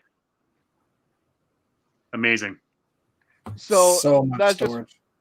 there's up there. So there's I don't know, a shit ton. I don't know how many thousands of Now, square feet of storage up here. Is now. there not? Obviously, there's no rules of where the faceplate needs to be. Obviously, just where the shield comes down. Correct. Correct. Yep. Correct. So you could put that. I mean, the And faceplate if you wanted.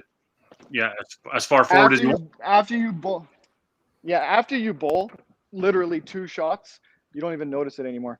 You can see the ceilings here. These are all custom made here as well, just to give the ceiling some kind of texture. Nice and work. high Have you wires. hosted like national tournaments before, YBC or Masters and any Yeah, of we those? did YBCs Yeah, the 2 open. years ago or 3 years ago. We did YBC Okay. Nationals. Okay.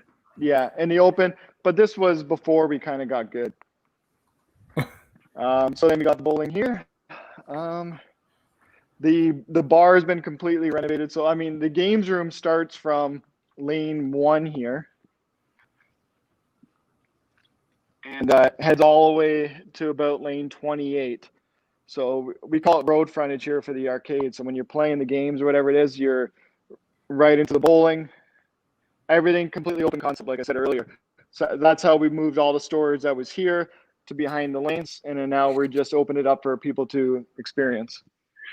Hey, Jeff. I know you're not a big tech Right, let me person, turn on a but couple more lights. if you So I'm turn at your the new phone front to counter right landscape now. mode,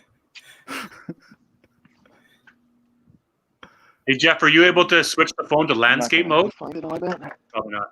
I think if he just turns it sideways. Yeah, There we go. Yeah. Yep. Would you have customers sorry. coming It in was just easier to hold it when I was. the games? Yeah. Like, do you have parties Pardon? coming in to play games and do things not bowling? Obviously you do. Kids or Oh, yeah. families coming in to like they don't. Not Yeah, everybody's there's coming in. people- To bowl. No, correct. So this is the front counter. So the front counter has the games room, the counter built into it, which is important so that especially during COVID, I mean, it's not busy. People can multitask. My dad wants me to show the bar too, if we have time. So right here during COVID as well, there's this computer here. You can actually just pick your own prizes here, and a buzzer goes off at the back there for the staff to come pick up the prizes, so that it's full automation and no customer interaction kind of thing for picking your prizes at redemption. Wow. Jesus. And so then you have, so this is what they look like when they're turned on. Let me turn it this way for a second. So you can see that, you can see number 6, when there's the teller, the station's open, it lights up, and when it's not on, it'll turn off. Lights obviously are off. So this is all the COVID stuff that we've kind of done here now. We're going to make it permanent with this glass here, speaker system here, so you can talk and deal with here. Kind of movie style system, and seems to be, everyone seems to like it so far. When I was Yeah. talking about Yeah. It's awesome. audio, We- when I was we- talking we- about audio PAs, sorry, go ahead. We're actually gaining more viewers off the after hours in the whole podcast. So People if you over. look They don't here, wanna hear it. this They don't is wanna watch it. this is the new audio system that we built here. So right here, the first one right here is master volume in the building, so that you can quickly go between league volume for the building, Saturday afternoon level kind of thing where you got a lot of people in the building, and then you got your Cosmic Bowl setting. Just one setting there sets all the speakers. So you got lanes 1 to 12, 13 to 28, 29 to 44, 45 to 52, microphone settings. And here you can actually also change the audio input to be from music, TV, or I have an Apple TV set up as well. So you can set up, and in each section of the lanes can have its own audio source as well. Combine that with the video distribution system, you can run like multiple events at different partitions of the building here pretty easily. If anyone has any questions, just let me know. I'm just going for a walk. We got our 4-person Mario Kart there. We got a coin pusher. What about the bar? I hear the bar is a nice looking bar. Yeah, I'm going to that right now. And Steve says to show the backyard lane. Yeah. Backyard lane. It's Yeah. on the lane. It's on top of lane 45. It's in pieces right now, but it's there. Take them 20. It disassembles the bowling lane for outside. Oh, really? It is a That's real super thing. My sweet. dad built a backyard lane. That is awesome. Jeff, what's the just capacity? turning on- Like max capacity pre-COVID? How many people can you have in there rocking on a Saturday? Well, with the expand, like with our new expansion. Yeah, sure. Sorry. So with our new expansion, we're looking at, my dad's listening, so 3,000 to 4,000 people. Come on. That's amazing. Something like that. All right, so this is our beer tower. Because of COVID, I only have Bud and Summers Be on tap. So kind of depressing, but we got a shit ton of beer. So we got 2 stations here for 2 bartenders to work at the same time. Liquor gun on both sides. Both sides mirror everything. If you look in here, this is our liquor system. There's, I don't know how many bottles of liquor in here. Probably like 60 to 80. Just let you know, All Jeff, right, your dad's proud of you because you answered the question perfect. 3,000 to 4,000. Nice. I can't see the comments doing this. All right, Yeah. so these are custom signs. These were made in, so all the stuff that you see here, the custom built stuff, that's a little more artistic than we can do. It's all made in Chilliwack, BC. So these signs are all made out of concrete and steel. Nice. Wow. So bar is full booth seating here. We got a photo up here of an arm wrestling. You got your TTC kind of streetcar looking thing. We have a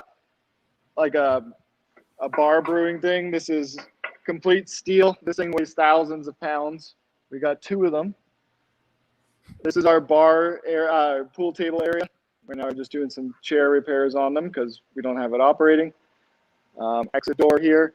If you look at these chandeliers, let me go to one that's on. My dad's engraved. We custom built all these chandeliers in house, and he's engraved everyone who's helped make Nebs the way it is.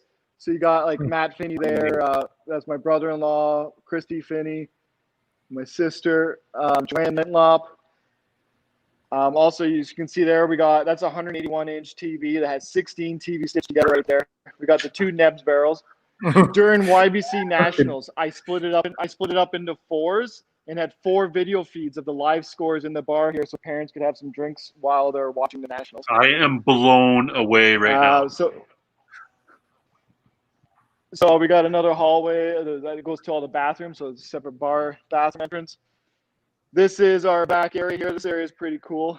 2 large TVs in the back there. Again, they're all through the video distribution system at the front. You can also, all these are custom made fixtures as well on the wall. We had to store all these because these are touch garbage cans. So right now it's a little whatever. Sure. So we're not using this area right now, but I think this is one of my favorite rooms in the building. When it's all cleaned up and nice, it's really good. All right, so these are the bathrooms here. If I'm boring anyone, I can stop. No, man. Questions, let me know. Like I said before, bowling alley porno. This is seriously like I'm more excited than anything just right now. I want to be all part right, of the so no hotel attached yet. Just joking. All right, so I think my mom would kill me if me and my dad decided to put a hotel in. So this is the back of the kitchen here. We got walk-in fridges. We have this one, and we have another one there for there. We got 2 walk-in refrigerators. We got a walk-in deep freezer back there. We got a walk-in regular freezer right up here. So we got 4 walk-ins in this kitchen. We have a second kitchen as well. There's the rest of the bar front there. These are our new COVID stuff. And most of the cooking happens. Yeah, we're building the for the expansion down there in the other room to handle the corporate. And the when we don't have COVID, we have some parties that are like over 1,000 people come in and book out the place. So we need to have different areas to service all the food kind of delivery. Crazy. I'm in to throw a 1,000-person party there. All right, so where am I? Yeah. 20. So I'm gonna head back down to the other room. Yes, Luke, you All right, said I'll something. give you about walk the down club to tour. the. Like we said, Luke, if he moves it from Thanksgiving weekend, we'll be there. We should all come. All right, Pa- so The Autumn Open has a long-standing history, 47 years. It would be it so would the hurt. bowling building right Goodbye. now that we just went through is roughly 50 to 55,000 square feet. And this new expansion area is I think it's over 70,000. So that part up there that we just went through is the small part. This is the second kitchen right now. We just have floors for it. All the drainage and everything's in here right now. So we still got some more work to do here on this. Wow. Yeah, we're making a trip there. We're putting a bus. I mean, a plane. Let's do a charter plane. We need a travel agent to put a plane of Alberta bowlers together to come there and play. We've looked. All right, so this is our new bathroom. This is our new bathrooms right here. So we got our tiles on the wall just went up this week. This is the ladies' washroom. Nice drywalled ceilings, finally got those. And the vanities right here are all going in here, but these are going to be top-notch bathrooms. I don't want to go through all the washrooms, but I'll just show you that. Proud of those bathrooms, actually. So Jeff, and then this is so this wall. Pardon? Your dad just said it's 130,000 square feet total, right? The whole thing. Yeah, something like that. Yeah. That's amazing. That's So, in let's our go for a bit of- park. That's what we're building right now for a full-on rec center and a new like sports complex. It's in the works, and it's 130,000 square feet. So it just gives me an idea of the size, the scope of this. That's like 2 full-size FIFA regulation soccer fields. More than that, 4 fields. Like it's just a massive complex. Oh, yeah. So right here, this play center doesn't look big, but this is Canada's largest playground. This holds 4 if we wanted to. This is built in BC in Canada as well. Most things are actually built in BC. So you like that. I mean, it's hard to give perspective when I'm doing this. It's a kid's playground, and that top part of it is 32 feet in the air. Wow. So we got this area just for this kid's playground. We got seating over. Wow. Pardon? We had a question earlier. So there's seating for over 200 just in that. To run through it. When I'm chasing my kids, maybe 2 minutes I can do it now. Takes a bit. So we got all these. This is our drop tower here. This was in a separate building before. I had to build the whole building around this thing, so everything had to be planned for it. We got our Himalaya right here, and we're building a ramp system up here. We have a mezzanine right here. We love mezzanines here at Nebs, so I mean, you'll know that. Here are more games right here. We bought a bunch of games this last week. Sega City Palladium closed up in Mississauga during COVID, and we picked up about 12 new arcade games. We got to fix them up a bit. They're a bit damaged, but we'll get at her. All right, so we're walking up right now. Below, right down there, that's the go-kart track. Right now, we've had to use it. We had to destroy it a bit to get all the heavy equipment in to do the construction. So in the next couple months, we'll have to start putting it back together.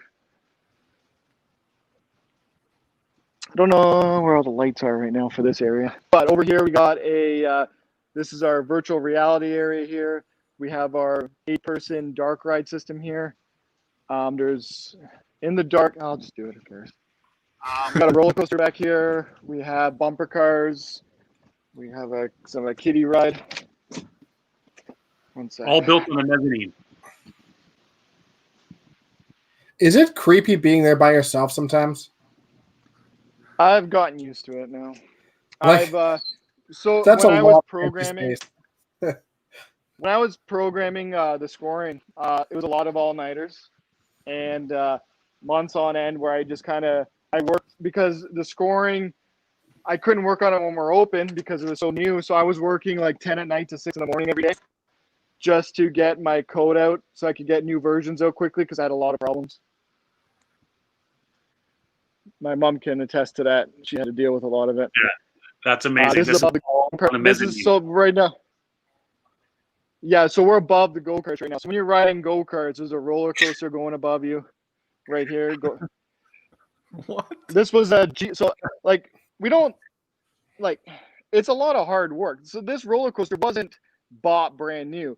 My dad bought it, and with my Uncle Pat, drove down to Chicago. A Jeepers went out of business, and they loaded this up into the back of a 52-foot truck and drove it back to Canada.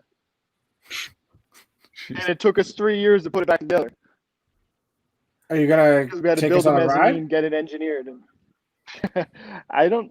Nah, I seriously I'm can't not gonna do wait that to right come now. here. This is amazing. Yeah. Good for you guys. So this is bumper cars here. We just did this here, so we just put this hardwood down here, and we kind of have a viewing area for the go-karts right here. So when you're going on it, you can see it. Again, it's dirty and just right now, but it'll be fixed. That's amazing, Jeff. That's And this is unreal. so this height of this ceiling right here is what the old building used to be, where it is over there. So we built the new building over top of this building, and then took the old building apart when the new one was built from the inside. Sure. We did all this during COVID. Why not? That's awesome. Mhm. All right, that's the very quick walk around tour. I missed something. Dad, I think you're still watching. If you Yes, missed yeah. something you wanted me to show, just type something in the comments. I So mean- there's Yeah, been turn up mention that those you guys lights are so supposed come to back and do start the January club tour, and we'll be out What there. was that? The January club tour.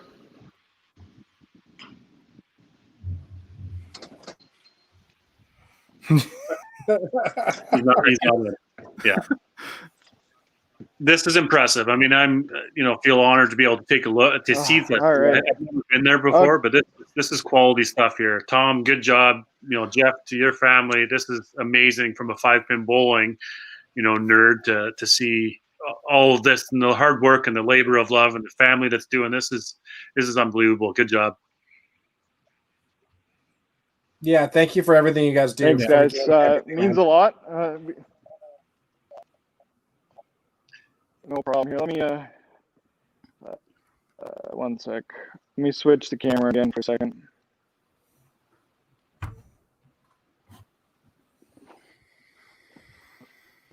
All right, There I'm you go. back. All right. I guess I got, All right, I can see you guys now again. Jeff. I mean, obviously the WCBT 5-pin universe. Any sort of advice or tips on the things that we're doing out here on what we can do more, or any thoughts on what we're doing? Yeah, well, you can help me figure out some stuff. We got to figure out a way to do online registrations better. Online registration sucks for all bowling tournaments. I've been working on some things, but I just don't have time to finish doing it all. We got to figure out a way to build in the service charge fees. Like, are we going to just deduct it from there's all these things, you know what I mean? You got to deduct like the 2% or 3%. And are we going to take the prize money, or we just charge 3% more for a tournament? And then if we do that, and then can we pay out through these methods? So like if I'm doing through Stripe, could I set it up technically where I could refund someone their amount, but refund them more, and that could be the payout? So that's what I've been, and then everyone buys online, then I just do from that amounts, and then you completely automate registration payouts and payouts. Do you know what I mean? Mhm. So that's what I've been playing with, but I don't have time, and there's no tournaments, so there's no point in doing it. Then you tie that tech into recurring payments for league bowlers, and then what if we could get rid of weekly bowling payments where you just have everyone who shows up for that week charge them their lineage, right? And do it that way as well. So Yeah. then why do you have to do that all the time?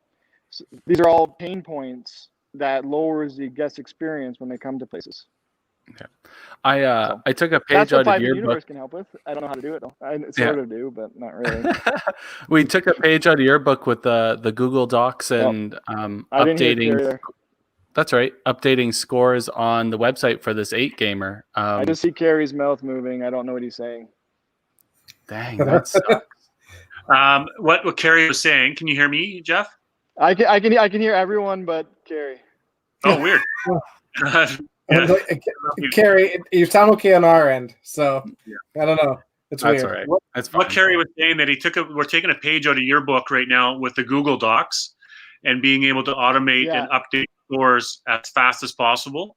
And obviously a shared document with the 8 Gamer that's happening. So just, again, the automation and online registration, everything electronic. So. Yeah, if you don't do it that way, one person has to run the whole tournament. If you do it this way, you can share the pain. Yep. I got Mitch Davies was helping me out. Jeff Young was helping me out. I mean, that was a huge help this time. Instead of me having to manually go through like a Facebook post of comments and be like, okay, this person's registered, and mess up somewhere. I've been there. Yeah, it's a nightmare. Yep. Yeah, it's not fun. No. I don't know, boys. That's pretty much it. Look out for auctions, because I'm standing in front of auction equipment, because unfortunately there's a lot of businesses going in, a lot of restaurants and things like that, and a lot of bowling centers can increase or improve their kitchen facilities and their output, right? So if you can get some equipment that's going to save you money or make you more money, again, that's another way to get through COVID. There you go. Yeah. Well, good stuff. I mean, I again say thank you, Jeff, for showing us around and having an insight talk. So I'm glad we had a chance to talk. I look forward personally to coming out there and playing or talking to you guys more. Club tour, East West, back in bowling and competitive and more conversations with a lot of the people down east. So I love seeing some of the names that even commented here today. There's lots of enthusiasm and engagement out east. So if 5-Pin Universe can have a part of, more of this conversation and talk throughout the country, all about it. So thanks for coming on tonight, man. Thanks, Jeff. Much appreciated, buddy. Yeah, thanks. Always appreciate No chatting problem. with Thanks you. for having me, guys. Yeah, Have a and good thank night. you. Yeah, thank you, Tom, for My chiming in pleasure. there. If you guys need anything, just send me a message. Always, buddy. All right. Take care. Perfect. Hopefully no one yells at me. Bye. That's right. Oh, that was awesome. I haven't been fortunate enough to ever play at Neb's Fun World, so to see it in video is unreal. Yeah, agreed. That's a pretty spectacular place. Like, Absolutely. Mad respect. I've known about the Englands and what they've done, but that's another level to get to see a video out there. So good job for doing what they've done in the bowling world.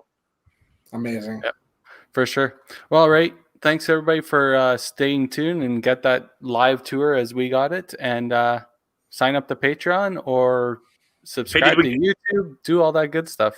Did we get there? Did we get to 100? We did. Yes, Yes. we did. Yes. Good job, Steve. Perfect. All right, All right. guys. Have a great night. Yeah, thanks everybody.